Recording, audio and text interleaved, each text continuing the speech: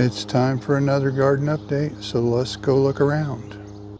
The variegated corn is all tasseled out and producing silk.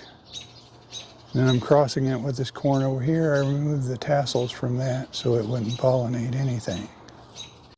The green stalk planter has seen better days. The micro tomatoes are kind of on their last leg.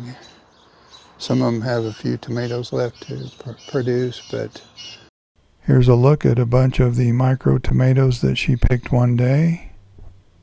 And here's some that she picked a few days later. They produce an amazing amount of tomatoes on such small plants. Most of them only get to about a foot tall. I've removed the lettuce at the top. In the top row of the green stalk planter, I planted May Queen lettuce. It grows loosely formed heads, and it makes for a really nice salad. When I was planting Marvel of Four Season lettuce, I dropped a seed on the ground, and it grew into this nice, big head of lettuce. And the spinach at the bottom, I have beans growing in the bottom. And some of the other stuff will come out too. I still have a couple of lettuce plants I need to pull. Let's just walk down this way. The Kennebec grow bags, they're starting to wind down a little bit, so I think for too long, a few weeks, couple weeks, we'll be able to harvest those. The russet potatoes over here are a little behind. We've got some blueberries that are ready to pick right there. We've been enjoying those. There aren't many more than just enough to snack on. Same with the strawberries. We're getting a few strawberries now. And here's a look at some of those. They're much sweeter than the ones in the store. We've got lots and lots of peppers. We've got lots and lots of tomatoes. We'll get out and look at those in a second. Carrots are doing really well. The micro tomatoes down here are on their last leg too. Those are all determinate, so once they're done producing tomatoes, the plants they're done. That late sweet potato I planted down here is starting to stretch out and look for places to go. There's that fig and the garlic in the pot. Now let's look at some of these tomatoes. There's that one that's number 6. It's got tons of tomatoes on it. Look at that, that's just crazy. And then we've got tomatoes on all the rest of them. Some of them have more than others. We've had so much rain that some of the tomatoes are starting to show a little disease. I sprayed some fungicide for that. Hopefully that'll slow it down some. That's just kind of the way it goes when you get too much rain. As you can see, the tomatoes are doing really well. The Armenian cucumber is up to the top of the privacy fence on that string trellis. And so far I haven't seen a single cucumber on it. Lots of male flowers, but no female flowers. Right next to it I have this string trellis for the Malabar spinach that was volunteer. I didn't plant any this year. Hadn't planned to grow it, but I changed my mind. Then we've got a pole bean trying to grow up the trellis there. There's that multiflora called dark stripe micro. It's not a micro. I wouldn't call it a micro anyway. It's at least 2 feet tall now, and it's still trying to grow. But it's got loads of tomatoes on it.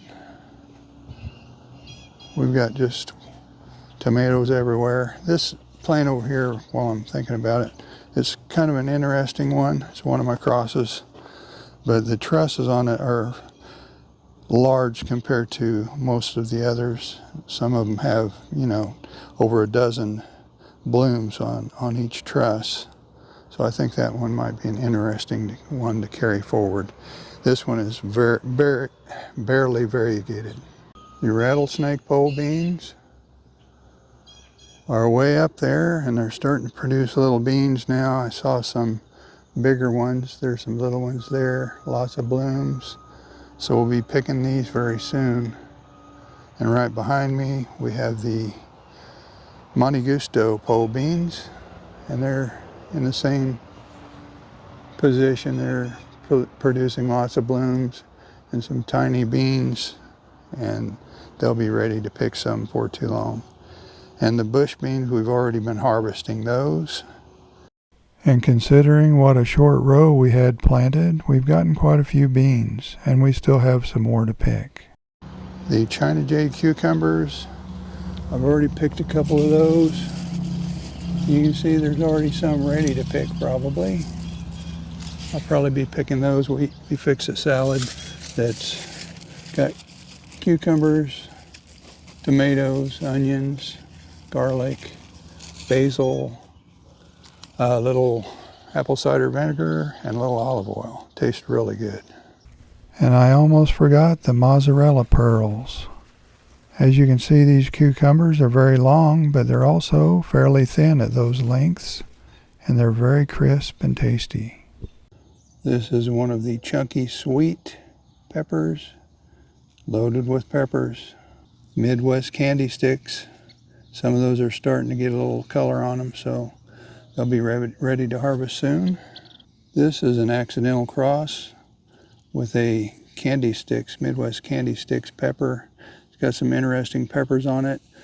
If I had to guess which one it crossed with, I'd guess the Burgundy Bliss or the Midwest Midnight Eclipse 2.0.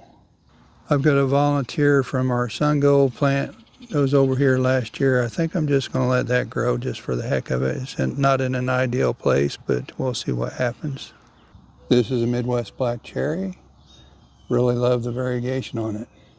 I showed you the garlic heads from the hardneck garlic, flower heads. They're starting to get loose now, and those bulbils will fall out on their own onto the ground. That's what they look like kind of like little garlic cloves, tiny, like the size of a grain of rice.